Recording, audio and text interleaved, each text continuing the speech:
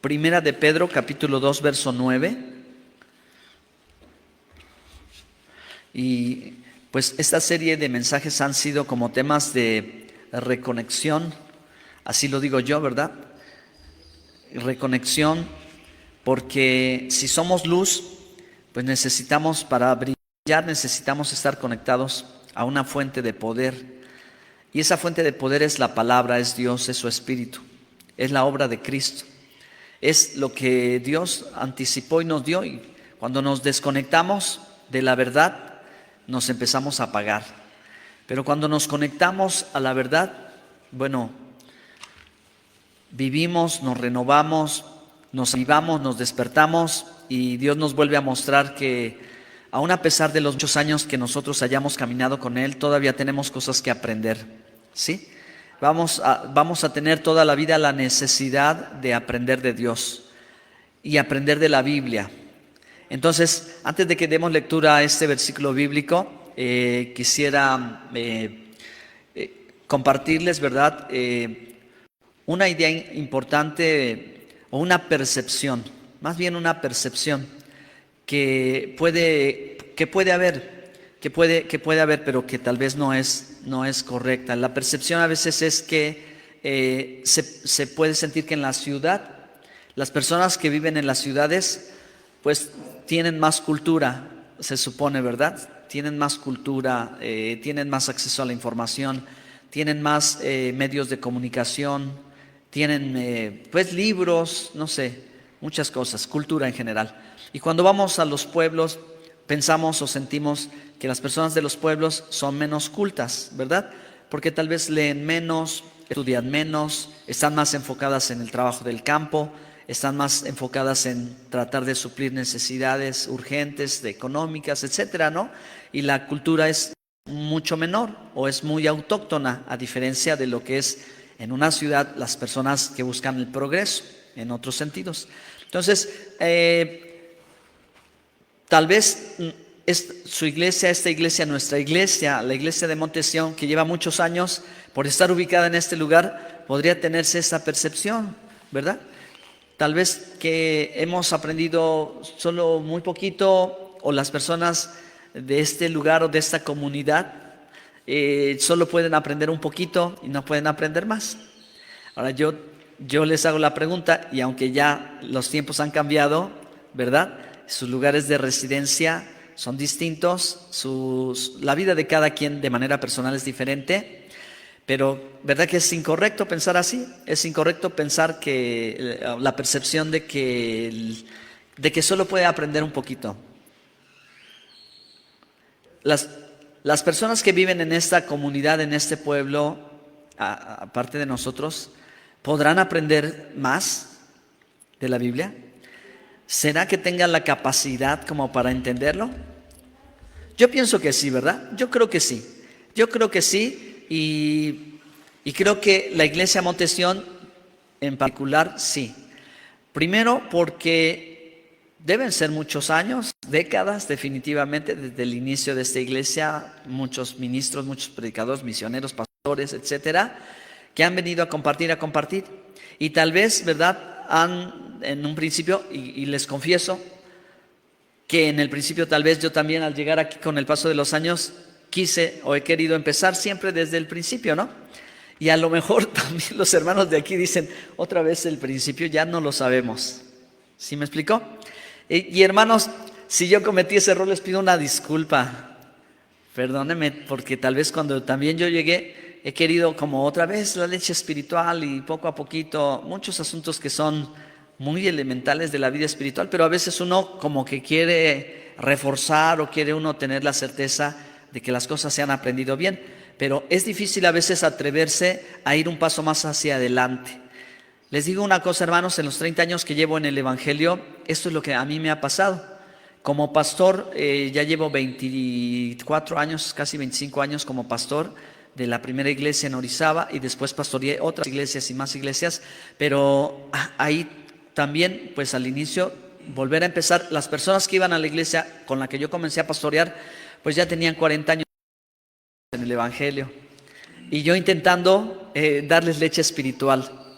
Pero eso pasó un efecto contrario, que los hermanos que sabían a cierto punto más que yo, me hicieron que me esforzara más para poder llegar a su nivel, la verdad, para poder llegar a su nivel de muchos años y de poder hablar de temas que pues ya los habían escuchado muchas veces, los habían leído muchas veces más que yo, la verdad. Pero eso fue muy positivo para mí. Créame que en el paso de tal vez los primeros 10 o 15 años, pues estudiar y discipular no fue sencillo, porque de verdad que sí tuve personas que hacían preguntas como niños. Los niños hacen preguntas teológicas así impresionantes. Luego te contesto, mijo. Luego te explico, sí. No puede uno responder tan fácilmente, pero ahí está, ¿no? Entonces, en el inicio, hermanos, en esos años, tuve esa gran necesidad de avanzar. Y gracias a Dios creo que lo logré. Uno de los más grandes logros, perdón que hable de mí, pero bueno, es una necesidad de referencia. Uno de los más grandes logros que experimenté, hermanos, en el estudio de la palabra de Dios fue llegar al punto de que después de haber estudiado mucho tiempo, pudiera escuchar de parte de Dios el que me dijera: ahora te voy a enseñar yo. ¿Sí? Después de que estudiaste teología y has estudiado muchas herramientas bíblicas para el ministerio pastoral y la Biblia misma, si no, ¿qué caso, verdad? Si no estudió Biblia y estudió hermenéutica, homilética y otras cosas, pero no estudió Biblia, entonces algo no está bien, no hay equilibrio en esto. Pero después de todo eso, estudiar, gracias a Dios que pude llegar a ese punto de donde el Señor pudiera hacerme sentir que yo no sabía nada. Y yo soy una persona, hermanos, pues si ustedes me van conociendo, que me gusta mucho estudiar. Estudio bastante, estudio mucho, busco donde pueda aprender algo más, y así voy, así como Brian también, somos iguales en ese sentido, ¿verdad? Siempre queremos estar más preparados, y yo en lo mío, hermanos, mi vida la he dedicado a esto, y me siento satisfecho porque llegué a ese punto en el que fue como empezar de nuevo, y estoy platicando la historia de 15 años atrás, ¿verdad? Donde logrando estudiar y no perderme en el camino, en el intento, no perder las fuerzas en el intento, llegar allí. Así que entonces, final de cuentas, ¿a dónde vamos? Ese es mi punto, hermanos. Mi interés y el desafío al que yo ahora, ustedes que tal vez ya han caminado con el Señor, tal vez más de 40 años, más de 30 años, más de 20 años, más de 10 años. Bueno, todos tenemos que llegar a este punto, ese momento, donde una vez más podamos volver a experimentar que necesitamos aprender o que Dios nos enseñe para que veamos lo que Él tiene preparado para nosotros. Amén. Bueno, después de dicho esto, ahora sí colocémonos en 1 de Pedro capítulo 2, verso 9, porque el tema de hoy es un tema de identidad. ¿Quiénes somos nosotros? ¿Quiénes somos? Según la Biblia, según el apóstol que escuchó, caminó, que convivió con Jesús, escribió este pasaje, este versículo, diciendo quiénes somos nosotros y cuál es nuestra verdadera identidad. ¿Quiénes somos nosotros? Ahí es donde me voy a centrar, y de ahí yo espero, hermanos, que la palabra de Dios nos abra el entendimiento. Mas vosotros sois linaje escogido, real sacerdocio, nación santa, pueblo adquirido por Dios, para que anunciéis las virtudes de aquel que os llamó de las tinieblas a su luz admirable. ¿Y quién es esa luz admirable? Cristo Jesús es la luz del mundo. Él es esa luz, es al que debemos anunciar. Verso 10. Vosotros que en otro tiempo no erais pueblo, ¿por qué no éramos pueblo? Aquí está la respuesta: porque no éramos del pueblo de Israel. Éramos gentiles, ¿verdad? Nosotros que no éramos pueblo, pueblo de Dios. Nosotros los que no éramos pueblo, pueblo de Israel. Porque en toda la Escritura el pueblo de Dios, ¿cuál ha sido? El pueblo de Israel, ¿verdad? La nación de Israel. Entonces, ustedes que no eran pueblo de Dios, dice, mas vosotros que en otro tiempo no erais pueblo, pero que ahora sois pueblo de Dios. Y en la Biblia, ¿qué nombre tiene el pueblo de Dios? Israel. ¿Cuál es nuestra identidad? Que nosotros somos pueblo de Dios y que nosotros somos pueblo de Israel. Y entonces, cuando hermanos, Dios nos haga ver y nos haga sentir que somos pueblo de Israel, cosas maravillosas van a estar sucediendo en nosotros. Nuestra perspectiva del mundo, nuestra manera de vernos a nosotros mismos, nuestra manera de ser iglesia, no va a ser igual. Va a ser algo extraordinario. Pero sigamos la lectura de la Escritura.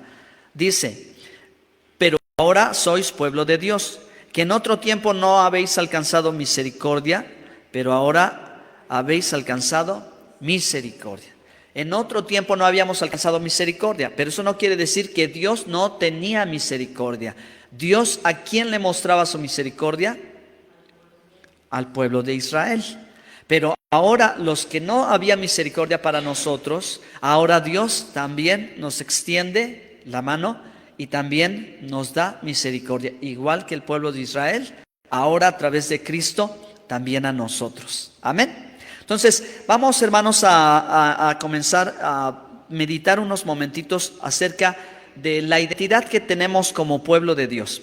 Ya decía yo en un inicio que la Escritura misma a la iglesia, a los que han sido sacados de afuera con un propósito, porque eso es lo que significa la palabra eclesia o iglesia, sacados para un propósito.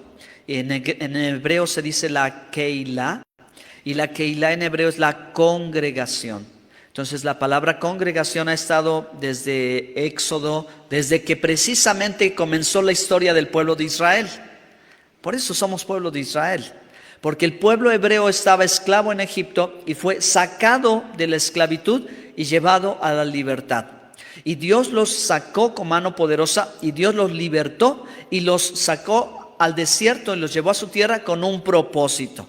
Ellos son la congregación, la keilah, es decir, la comunidad, la gente que salió para cumplir un propósito. Moisés le dijo a Faraón, dice Dios, deja salir a mi pueblo para que me adore.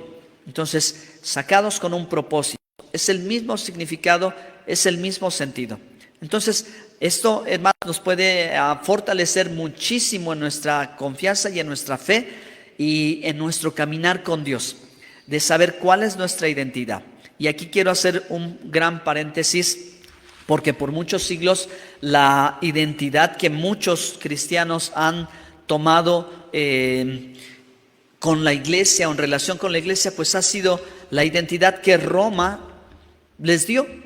Porque, hermanos, en la historia bíblica, después de que los apóstoles escribieron el Nuevo Testamento y hubo guerra entre Israel y Roma, hubo persecución, etcétera, etcétera, empezaron a introducirse, como decía Pablo, en los posteriores días vendrán lobos rapaces engañadores, ¿verdad? Los cuales negarán la misericordia, la piedad, etcétera, etcétera. Este episodio, hermanos, que Pablo le escribe a Timoteo, claramente se cumple.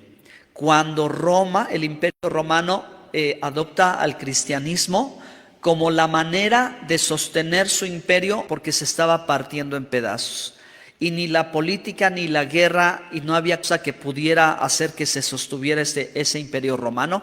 Así que la idea que tiene Constantino es adoptar el cristianismo por la ferviente integración de los gentiles a esa comunidad, y entonces establecerlo como religión oficial, pero no en la manera en que inicialmente la historia se había escrito, porque cuando Jesús predica el evangelio en la tierra de Israel, le habla a los suyos, ¿verdad? Le habla a los suyos, es decir, a los israelitas, ¿sí? Les habla hacia ellos, a los que son el pueblo de Israel, porque Jesús no salió de la tierra de Israel. Todo el mensaje del evangelio se predicó en las ciudades, en las comunidades, en los pueblos hebreos. Entonces, nosotros debemos de comprender, hermanos, que la identidad misma de nuestro Señor Jesucristo es una identidad hebrea, por no llamarlo judía también, ¿verdad?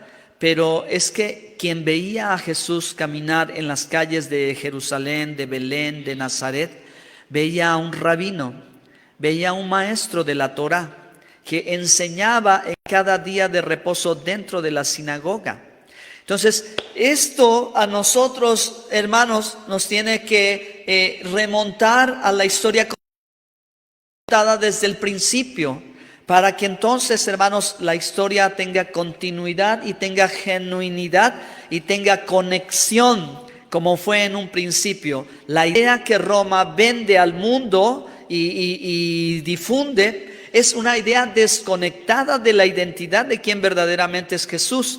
Una idea de un Jesús humano o de un Jesús griego o de un Jesús universal, de un Jesús vestido con una túnica roja y un manto blanco al estilo griego o al estilo romano, con una tez y una anatomía que no corresponde a su identidad nacional, que no corresponde de donde el pueblo que él proviene. Y la gente piensa que Jesús habla latín y la gente piensa que habla español o que habla otros idiomas, pero hermanos, la Biblia nos da testimonio de que únicamente dentro de una sinagoga se podía predicar para ese tiempo en la lengua hebrea, en el arameo hebreo. Y entonces cuando Jesús llega en Lucas 4:16, entra a la sinagoga conforme a su costumbre, es decir, que cada día de reposo iba a la sinagoga y ahí se leía la escritura y ahí enseñaba con ellos, les enseñaba las escrituras. Tomó el rollo del profeta Isaías. Entonces los textos que se leían, los textos que se enseñaban eran los textos del Antiguo Testamento, ¿sí?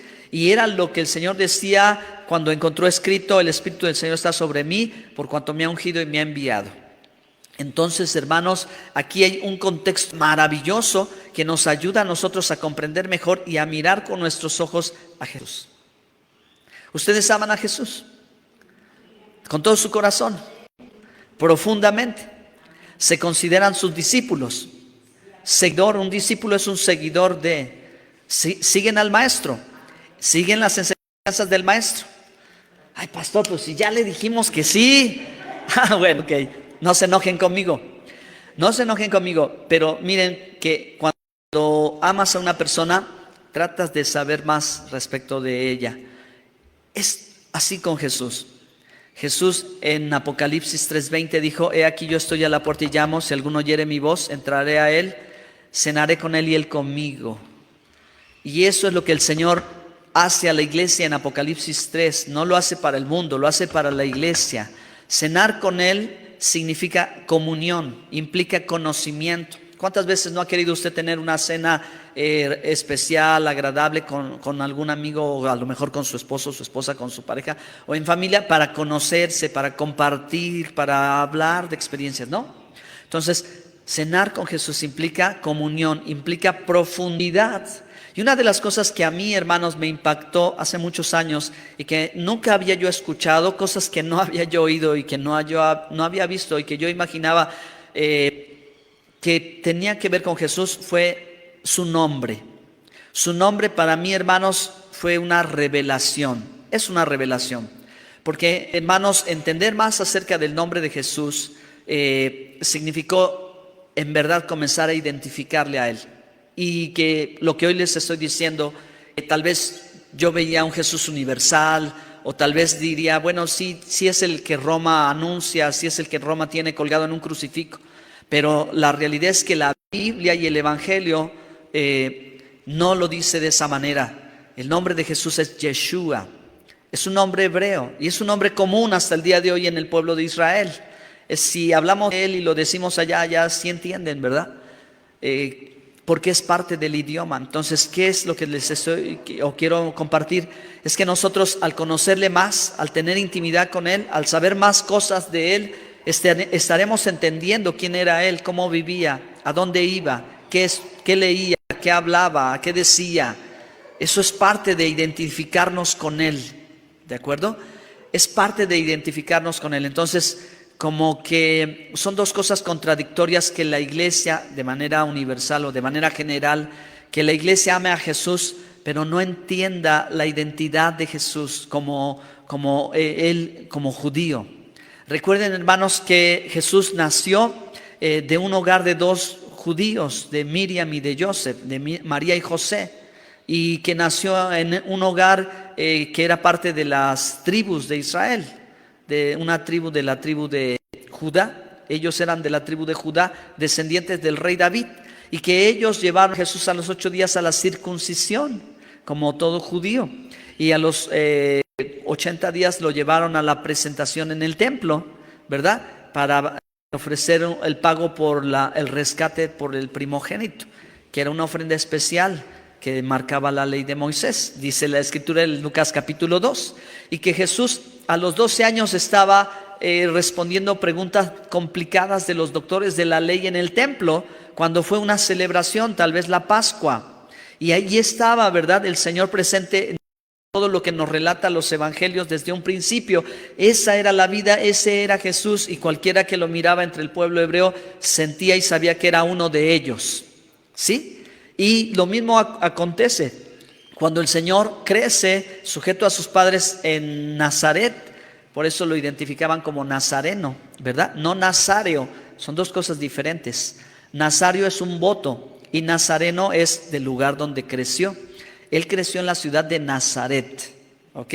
Por eso era Jesús de Nazaret, porque ahí creció, pero no nació allí, nació en Belén de Judea. Entonces está rodeado de este ambiente, de este contexto. Esa es su vida, a él lo conocen, lo llaman por nombre, etcétera, ¿verdad? Y cuando él comienza su ministerio, entonces él comienza a enseñar a sus discípulos, a instruirlos y anunciar la venida del reino de los cielos, que es el mensaje del evangelio, que es algo que el profeta Isaías lo había anticipado. ¿Están de acuerdo con eso? Porque, hermanos, a Isaías siempre se le ha llamado el evangelista del Antiguo Testamento. El evangelista. Vuelvo una vez más al punto, la gran necesidad de la reconexión. Porque la enseñanza y la doctrina de la Biblia es una. No puede haber del Antiguo y del Nuevo. No existe eso, hermanos. No es así. Hay una sola enseñanza verdadera y genuina. Pero desafortunadamente muchos cristianos han cometido el error de dividir la Biblia y separarla como si fueran dos cosas distintas. Por eso es necesario que nosotros hoy vayamos comprendiendo mejor la identidad de Jesús, de Yeshua, el Mesías judío, porque de otro lugar no pudiera haber venido Mesías. No podría haber Mesías japonés, no podría haber Mesías guatemalteco, no sé, no puede ser. El único pueblo que esperaba un Mesías era el pueblo de Israel. Amén. Porque está la palabra, porque está la promesa.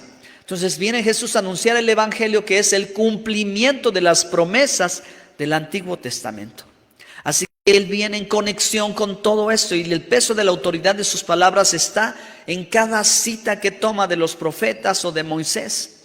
Escrito está, escrito está, escrito está. ¿Vamos bien, hermanos? Entonces, ahora que el evangelio ha sido predicado, los discípulos que el Señor escoge son del pueblo de Israel, ¿verdad? Son del pueblo de Israel, y Él toma a 12, y podría pensarse que es uno por cada tribu de Israel. Pero todos ellos están dentro del mismo círculo. Entonces, si nosotros decimos o hablamos de que la iglesia comienza desde la predicación del evangelio, cuando Él reúne a estos 12, cuando congrega a los 12, entonces diríamos que la identidad de la iglesia no tenía nada que ver con Roma, porque Roma ni siquiera existía. No había nada de papado y no había nada de los inventos religiosos que hicieron los hombres con el paso del tiempo del cristianismo. Y lo torcieron completamente y lo desvirtuaron. Lo separaron totalmente de la historia del principio. Por eso nosotros necesitamos entender lo que el evangelio dice desde el principio. Estos 12 son israelitas, así que esta iglesia que comienza con su maestro, con su pastor y sus ovejas, es una iglesia judía o una iglesia israelita, donde hablan hebreo, y bueno, pues todavía están totalmente llenos del contexto en el que viven. No es fuera de contexto, están dentro de este contexto. Así que si ellos, la noche que fue entregado el Señor, cantaron los himnos, ¿qué creen ustedes que hayan cantado? ¿Se acuerdan? Lucas 22. Antes del Señor ser entregado dice que tomó el pan y lo compartió, tomó el vino, y luego ya a la medianoche dice que para terminar cantaron los himnos, que son los salmos, ¿verdad que sí? ¿Por qué? Porque ahí está una evidencia clara, hermanos, de que el Señor Jesús no viene con la intención de reinventarlo todo.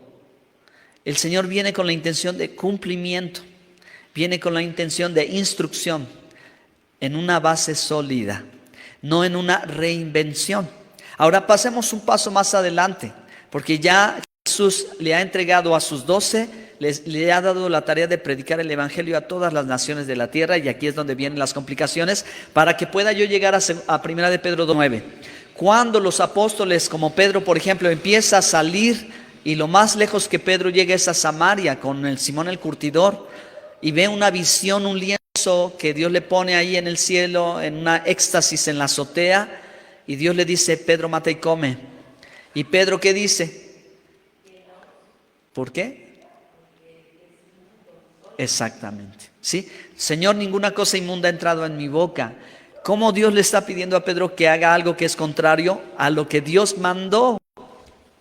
Dios mandó en la ley Levítico capítulo 11 la dieta bíblica, hermanos, los alimentos puros y los alimentos impuros. Y la pureza de los alimentos no es solo de sentido ritual.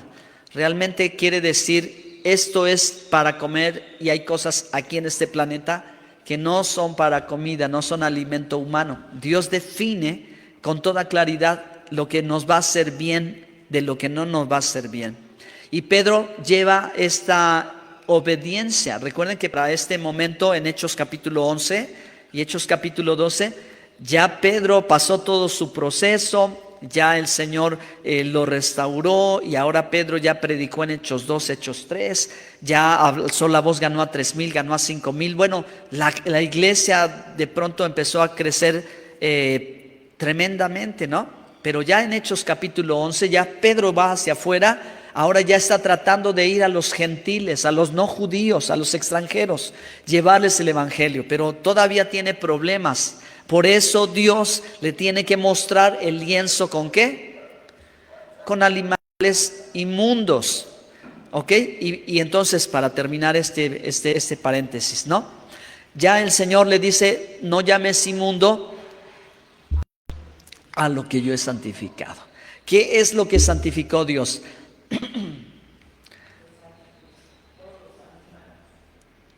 ¿Santificó los alimentos para que podamos comer de todo, o santificó a los gentiles para que también puedan ser salvos? Claro, santificó a los gentiles, porque esa era la intención de la revelación, de la visión de Pedro. El asunto no era que Pedro pudiera comer de todo, porque aún él mismo dice: ninguna cosa inmunda ha entrado a mi boca. O sea, Señor, yo llevo esta dieta, cumplo este mandamiento, evito estas cosas, yo tomo esta alimentación adecuada, y no lo voy a hacer. Pero Dios le dice: no llames inmundo lo que es santificado. ¿Qué es lo que él ha santificado? Santificó a los gentiles, es decir, tomó de los gentiles para sí, para hacerlos pueblo de Dios. ¿Y cómo sabe qué es esto? Bueno, solo leyendo el capítulo a continuación, la Biblia dice que tocaron 3 griegos, me parece, que venían a buscar a Pedro porque sabían que estaba allí, y el Señor le dijo: baja, ¿verdad? Y habla con ellos. Entonces, ya de ese éxtasis que tuvo Pedro, esa visión, es una visión, entiéndase el propósito de una visión. Baja, y cuando empieza con estos gentiles el evangelio, ¿qué pasa? Viene el Espíritu Santo sobre ellos y los bautiza, y ellos comienzan a hablar en lenguas y a profetizar. ¿Qué quiere decir? ¿Qué es lo que sucedió aquí? ¿Qué está pasando? No, si esto era solo para los judíos, podría haber pensado Pedro, porque los judíos, el pueblo de Israel, es solo el pueblo santo. Y los extranjeros o no judíos no pueden compartir, no pueden. Pero Dios le dijo, se acordó de la visión: no llaméis inmundo lo que yo he santificado. Por eso recíbelos. Y a partir de aquí, Jesús, recuerden hermanos, que le dio a Pedro las llaves del reino. ¿Sí? A ti te daré las llaves del reino. Y aquí las llaves abrieron. Por primera vez en la historia, Pedro tuvo la oportunidad de compartir con un mensaje del Evangelio, y ocurrió lo mismo que les ocurrió a ellos tiempo atrás en Hechos 2, que todos fueron llenos del Espíritu Santo y hablaban en lenguas y hablaban las maravillas de Dios. Entonces lo mismo sucedió en aquellos que no eran de la nacionalidad israelita. Entonces ahí es donde Pedro dijo, según lo que se escribe en el relato: ahora sé que Dios no hace acepción de personas y que por medio de Cristo ellos también serían ¿qué?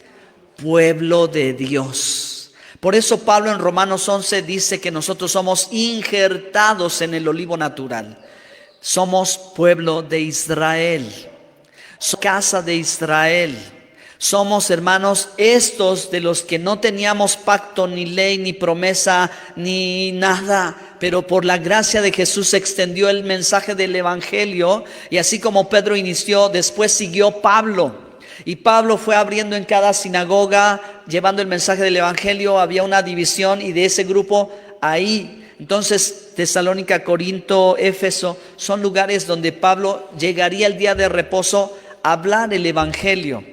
Hermanos, cuando Pablo entraba a la sinagoga, ellos veían a un rabino, veían a un maestro de Torah. Entonces le daban el lugar, porque si hubiera venido con otra identidad, seguro que no le van a dar el lugar. Pero hay identidad. Pedro mantiene la identidad, Pablo mantiene su identidad de ser israelita, de ser pueblo de Dios. Entonces, a los lugares a donde Pablo va predicando el Evangelio son lugares donde había una sinagoga en el extranjero, es decir, en la diáspora, afuera de Israel. Y entonces allí generalmente una comunidad judía, pero también había de los no judíos que querían saber o querían escuchar. Estaban a la orilla, allá afuera en la puerta. Dijéramos, ahí estaban sentaditos a la orilla, querían saber, pero no eran integrados. Ellos no eran parte del pueblo, ellos eran la chusma, ¿verdad? Pero cuando Pablo comienza a hablar el mensaje del Evangelio, y por aquí le dicen: Pablo, mira, no creemos que Jesús sea el Mesías, en la sinagoga, con los rabinos, con los líderes. Entonces los que sí creyeron, parte de los judíos y parte de los gentiles, dijeron: sí, mira, aquí vamos a abrir una casa de oración y quédate a predicar.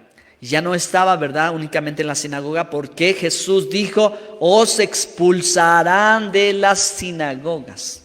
¿Ok? Eso es lo que sucedió históricamente hablando.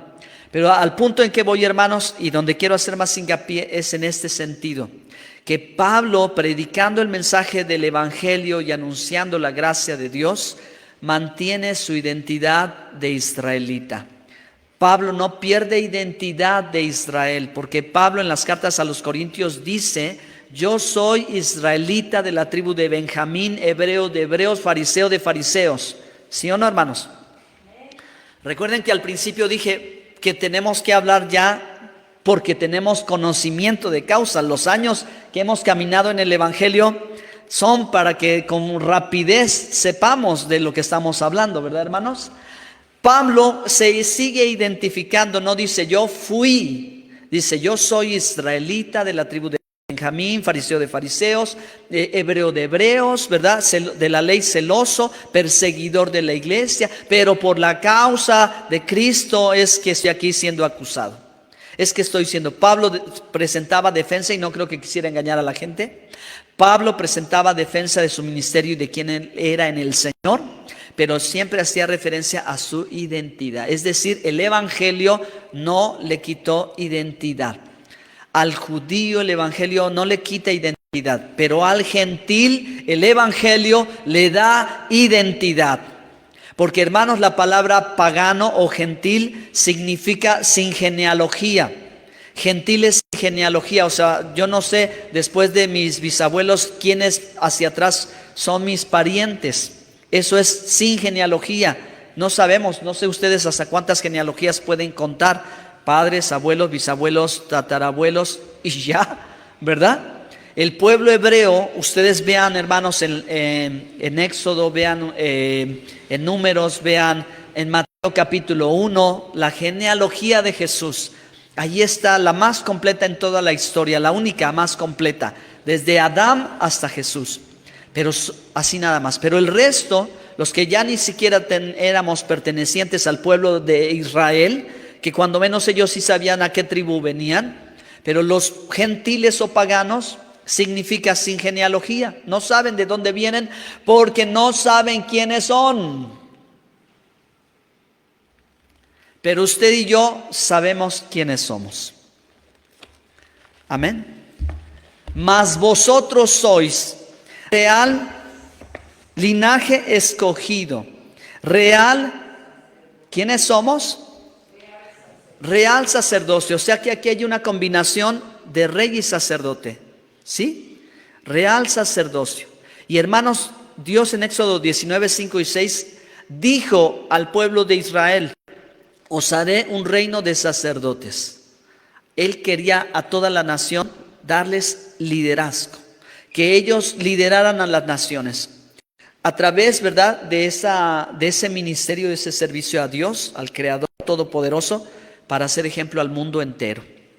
Entonces, este propósito que Dios tuvo en el principio con el pueblo de Israel es el propósito que viene a cumplimiento a través de Cristo para nosotros.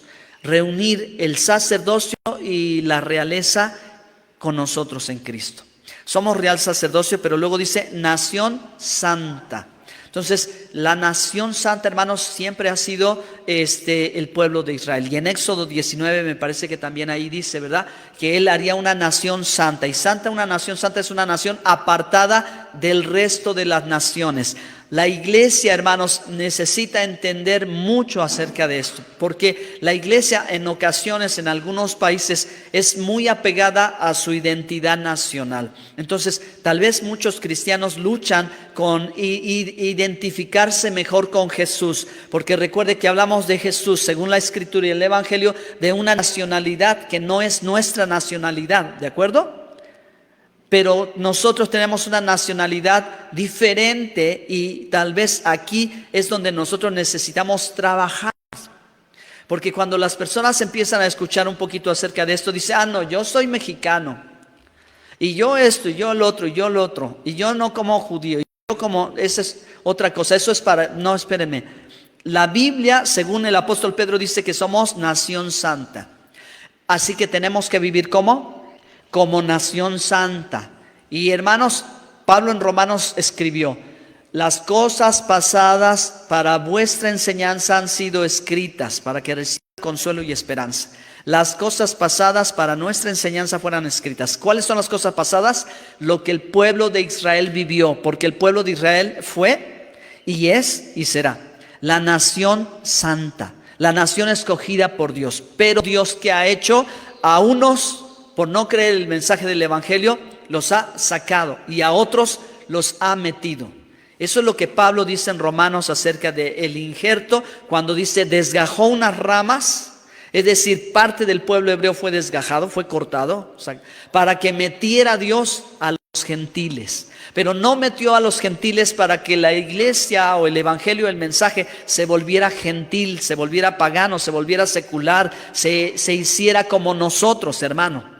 No, es que el mensaje no es de nosotros, el mensaje es de Dios.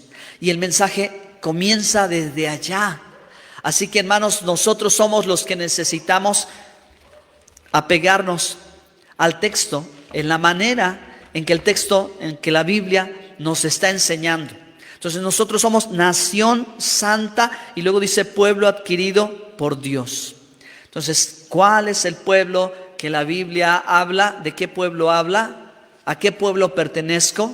¿A qué pueblo se me está integrando? Al pueblo de Israel. Entonces, si soy pueblo de Israel porque estoy en el nuevo pacto, entonces yo tengo que aprender más acerca del pueblo de Israel. Y entonces, hermano, haga de cuenta que usted y yo en este momento estamos subiendo este cerrito, vamos subiendo este cerrito y ya casi llegamos a la cima, porque cuando lleguemos ahí veremos otro horizonte. Veremos otro horizonte diferente. No es igual ver Maltrata desde aquí que ver Maltrata desde allí y todo el valle de Orizaba. Y si se puede, hasta el mar, la playa de Veracruz. ¿Verdad que sí? Porque hay puntos muy altos donde sí se dice que se ve hasta el mar. Aquí en la zona de las montañas hay montañas tan altas que se logra ver hasta el puerto de Veracruz. La visión es muy amplia. Entonces, quiero que vayan conmigo a otra cita bíblica rápido antes de que suelte este punto. En Mateo capítulo 10. Vamos a ver si estoy correcto. Mateo 10, 45. No. Perdón, hermanos. Marcos. Avancen ahora Marcos.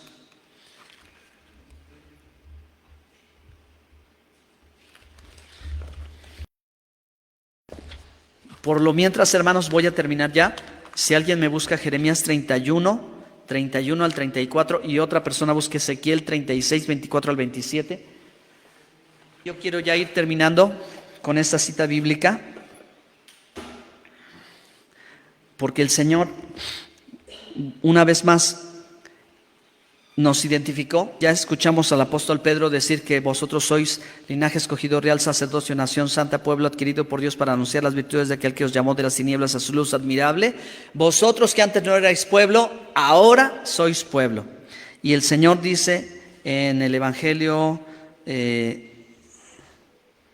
les voy a dar la cita exactamente, aquí ya tengo. Mateo 15, 24. Mateo 15, 24. ¿Quiénes somos? ¿Cuál es la identidad? Según el Señor Jesús, nosotros que andábamos vagando en el mundo, perdidos, sin Dios, sin fe, sin esperanza, fuimos hallados. ¿Cuántos fueron hallados? Hermanos, ¿cuántos son ovejas del Señor? Jesús es nuestro buen pastor. Amén. Entonces el Señor dice allí en Mateo capítulo 15, verso 24. Dice: Él respondió: no soy enviado sino a las ovejas perdidas de la casa de Israel. Entonces la pregunta es: ¿quiénes son las ovejas perdidas de la casa de Israel? Amén. Somos nosotros. Nosotros somos las ovejas perdidas que Él estaba buscando. Mis ovejas oyen mi voz y pero Él las identifica como las ovejas perdidas de la casa de Israel. Entonces, por eso, hermanos, miren, el Evangelio puntualiza identidad.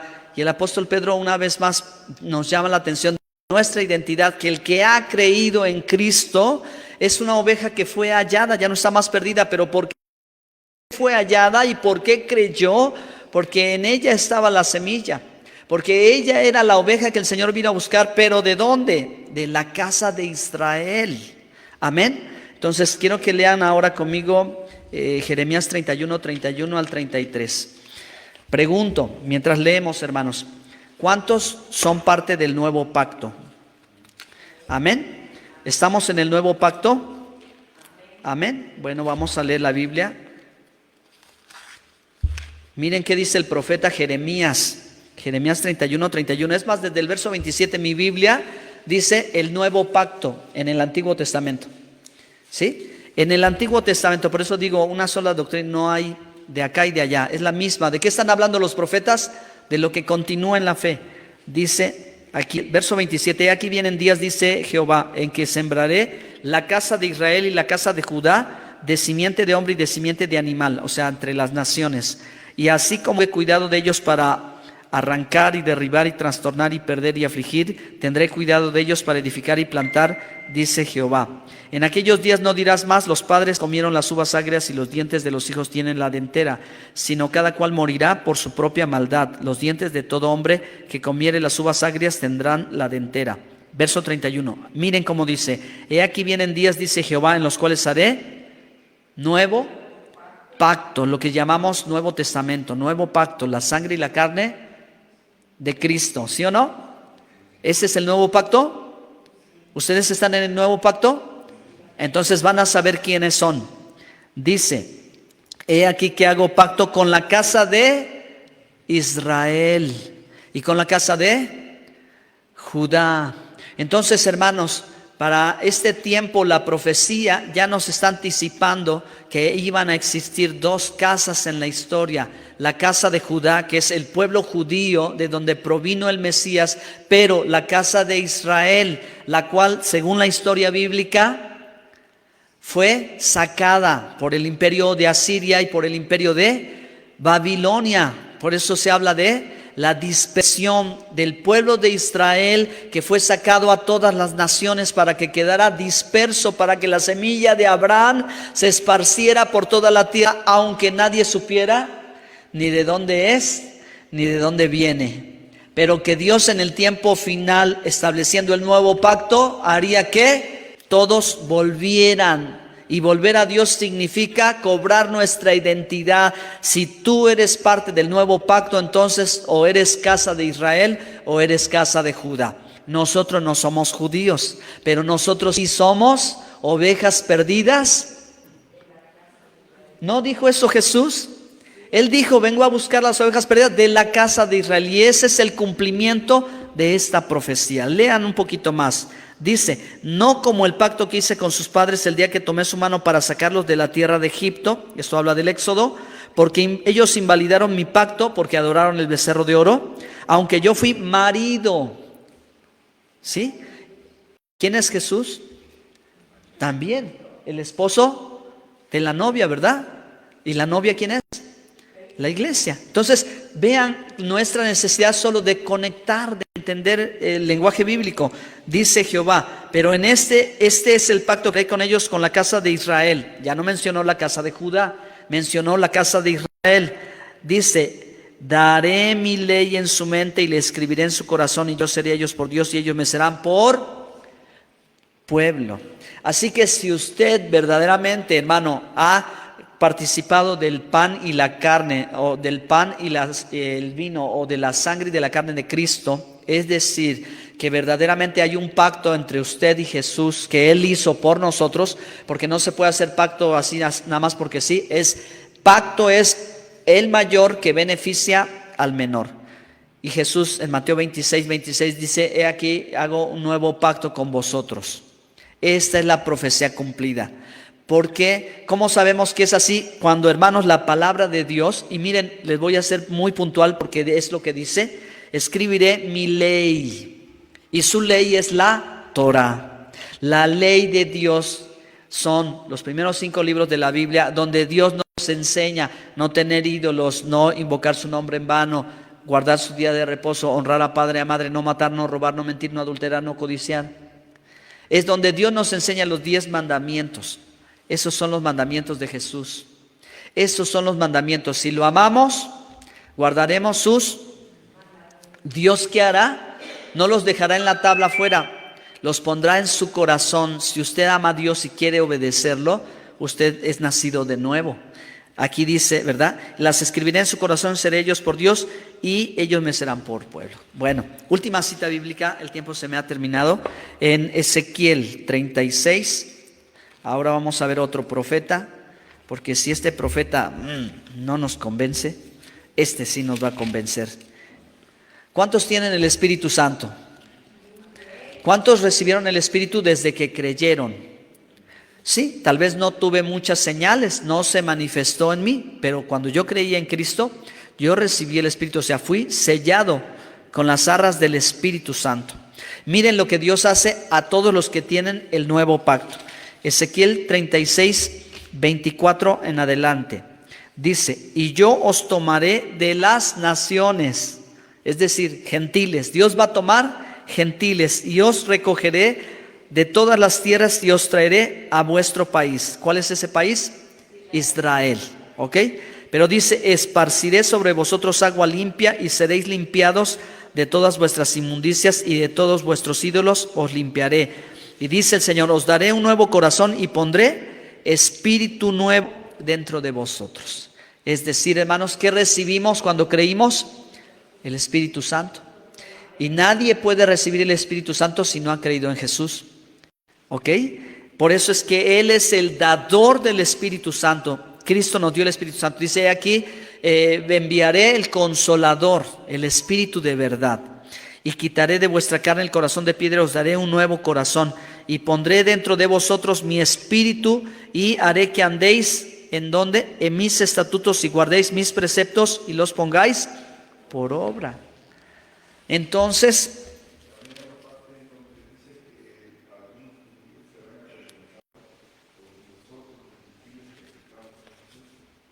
amén.